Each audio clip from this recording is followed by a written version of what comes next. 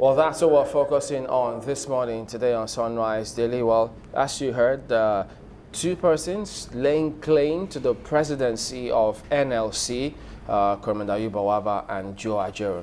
Well, Ayuba Wabba was in our studios this morning, but when we insisted, as is customary in our practice, that we must bring both sides to an issue, he refused to participate in the program, saying, nope, that,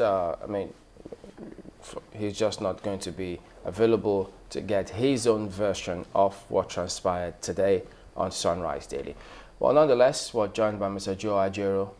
Thank you for coming on this morning. Thank you very much. Well, we have to refer to you as a factional president because it's factionalized now, and that's how we would have referred to Ayuba as well, factional president of the NLC.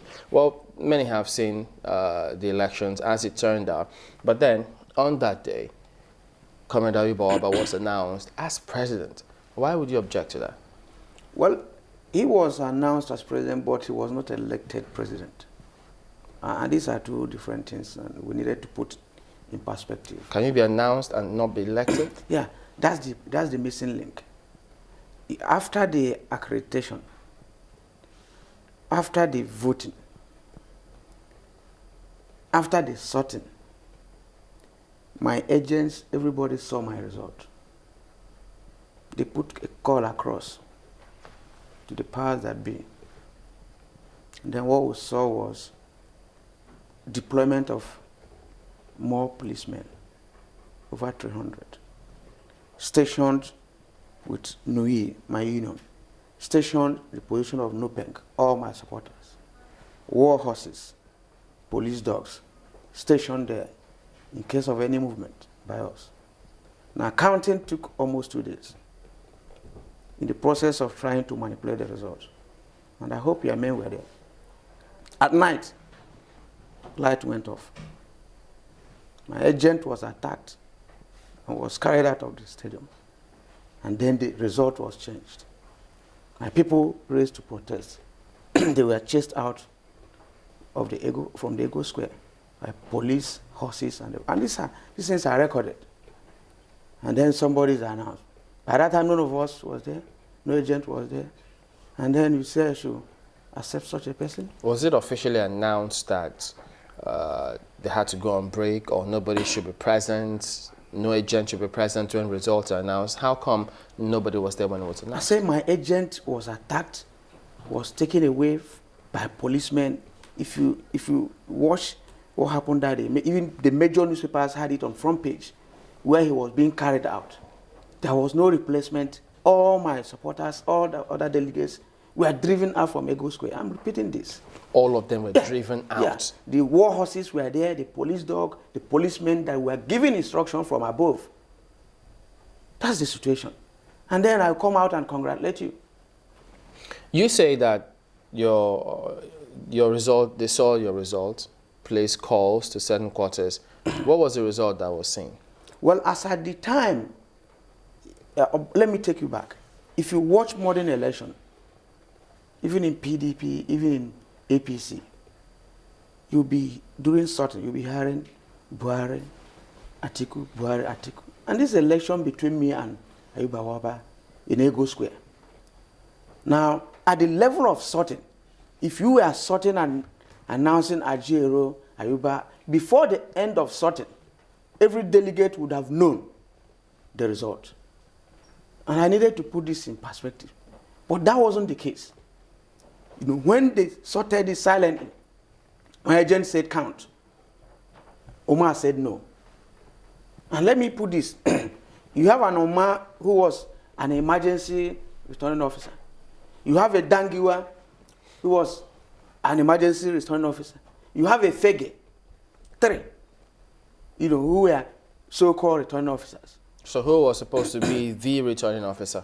Well, I don't know, because there was confusion. The chairman of Credential Committee happened to be Fege, the ASU chairman. Now, the Omar announced Dangiwa as the returning officer. Even after Omar, his ESCO has been dissolved and he ceased to be the president of Congress. At that point, he should have gone to his union, but he announced Dangiwa.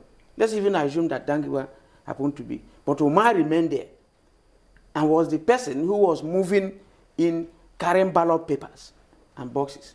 And But he did not announce results. No, he did not. Okay, because the reports across several online media was that it was Ali Dangewa that announced the results as at 12:47 a.m. Fine. But before that time, they said there was no protest. Before that time, myself,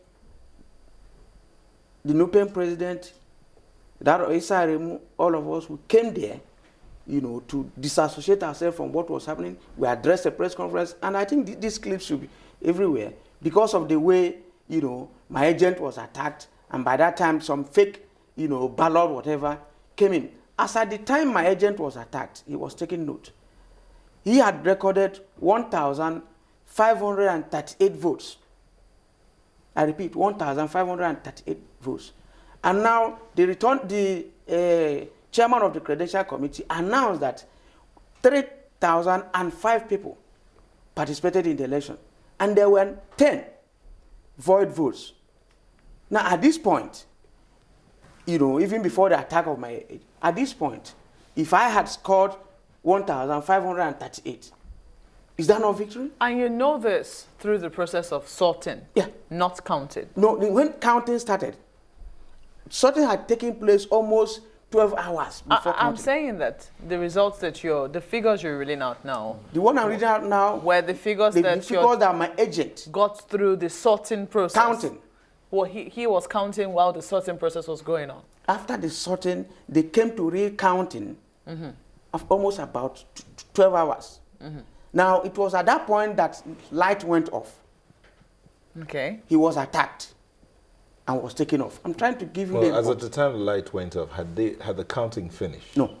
Counting had not finished. Yes. So what did but you light went off. Light went off. So how do you know that result is the final result? No, I have not said it's the final result. I said as at the time the light went off and my agent was attacked, this is the record he had taken. You had over 1,500 votes. 538, yes. Because what was eventually announced was that you had 1,400 votes. So that's a clear lie.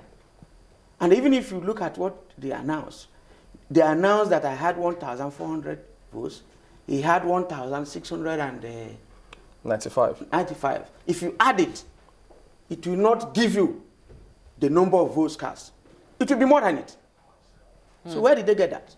Okay, you know, clearly you have objections with the process, but surely there must be, you know, mechanisms within the NLC through which this process can be sorted. And if they cannot be sorted through the NLC, there are the courts.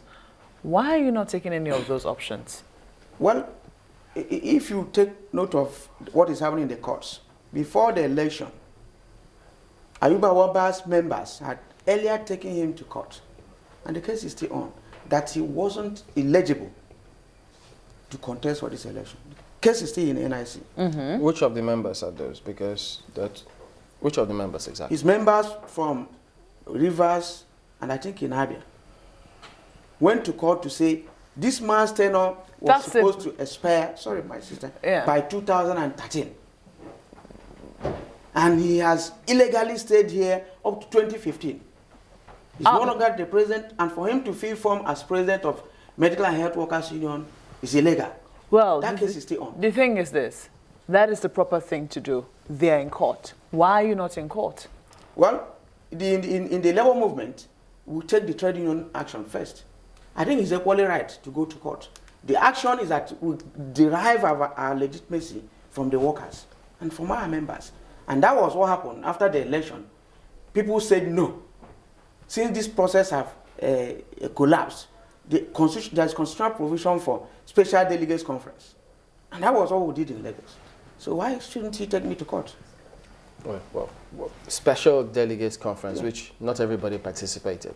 Well, some majority of the unions participated.